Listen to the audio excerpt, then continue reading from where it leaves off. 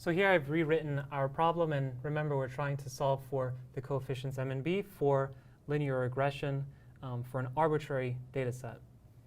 And we computed that A transpose A as a matrix equals 1 over the determinant of that matrix, which we found was D times, that's a D, times xi squared minus,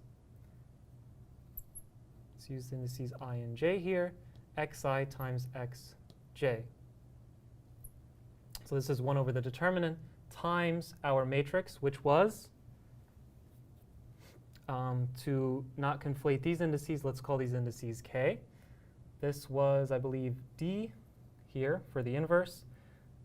On the bottom right, we had sum of the squares, xk squared minus k xk. I'll stop writing from 1 to D. It's just getting a little bit annoying.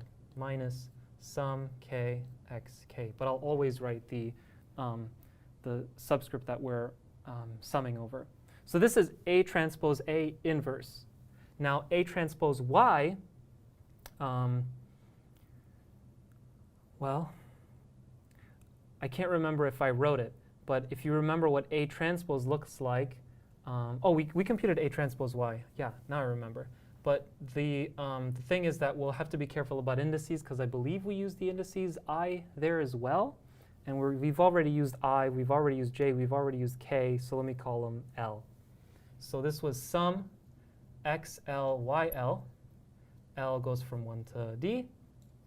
And then on the bottom part of this two-component vector, it was just the sum of the y's. OK, so all of this mess is the left-hand side of this expression. Let's multiply these two matrices and see what we get. So let's just do that. Then we get, and let's keep this determinant factor here. And I'm writing all of this because you'll see that it relates to something you may have seen in a course on statistics or probability.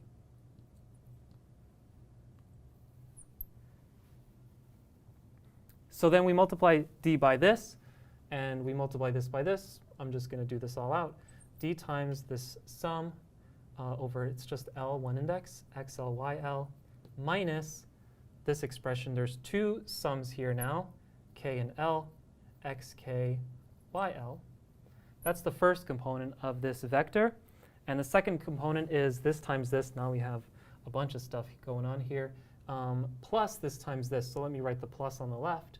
This becomes sum over K and L, and xk squared, which we can write as xk, yeah, let's just write it xk squared, YL minus xk. Now this is a little bit different, right, because we have two sums, K and L, and this time it's not xk squared, it's xk YL. And this is what equals MB. Now, so this actually solves the whole problem. So we know that M equals this first expression here divided by this determinant, and the y-intercept equals this expression here divided by that determinant.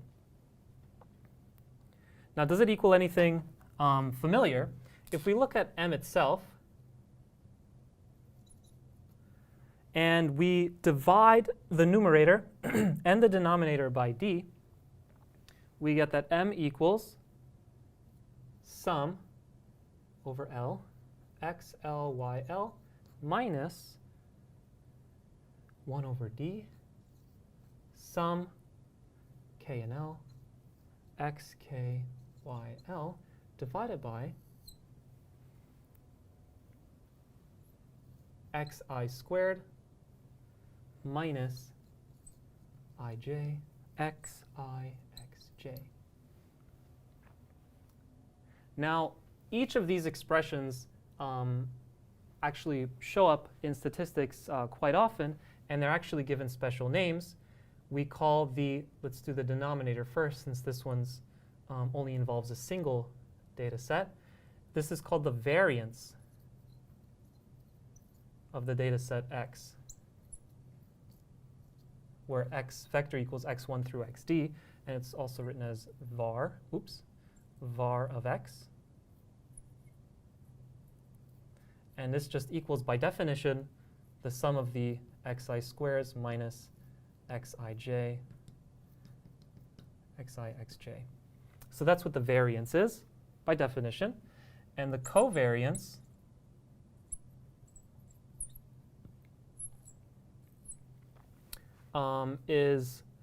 involves two data sets, our x's and our y's. So it's of x and y. And this is defined by, I think people have different notation. I don't know what the notation is. I don't really care. But it's this expression on top. So this is sum L xl yl minus 1 over d. Oh, did I forget a 1 over d? I did. This should have a 1 over d here. Minus 1 over d x k y l. That's an L subscript on that last y. So we have that our linear regression problem actually derives for us the variance and the covariance of our data set. And we also have explicit expressions, if we wanted to, for the least squares solution if we want to fit data to a straight line curve. In the next video, we won't apply this general result because I don't think anybody would expect you to memorize something like this. Instead, we'll set up the problem in an explicit example, redo the whole procedure just so you get a feel for it with specific numbers involved, and how you would actually compute the inverse without all of these sums or anything like that if you're just given a relatively small data set.